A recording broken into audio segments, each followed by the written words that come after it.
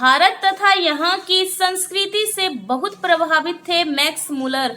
Max Muller Germany के थे और इनके बारे में स्वामी विवेकानंद ने कहा था कि पश्चिमी दुनिया में अगर किसी ने वेदांत के मर्म को समझा है तो वह है मैक्स मूलर। वह 6 दिसंबर 1823 को पैदा हुए थे और उनकी मौत हुई थी वर्ष 1900 में, लेकिन 16 साल की उम्र से ही उनकी संस्कृत में गहरी रुचि पैदा हो गई थी और इसी की वजह से मैक्स मूलर ने second books of the east के नाम से 50 खंड लिखे थे, जिसमें शामिल है श्रृंग वेद का भाष्य और उपनिषदों के अनुवाद। मैक्स मूलर के पिता विल्हेम मूलर श्रृंगार रस के कवि थे और उनकी मां जर्मनी के एक प्रांत के मुख्यमंत्री की बेटी थी। मैक्स मूलर ने संस्कृत के अलावा फारसी और अरबी भी पढ़ी। उन्होंने भारतीय धार्मिक ग्रंथों का अध्ययन ईस्ट इंडिया कंपनी के ब्रिटेन लाए गए दस्तावेजों, ब्रह समाज के भारतीय सदस्य और ऑक्सफोर्ड जैसे जाने माने विश्वविद्यालयों में अन्य यूरोपीय विद्वानों के साथ मिलकर किया।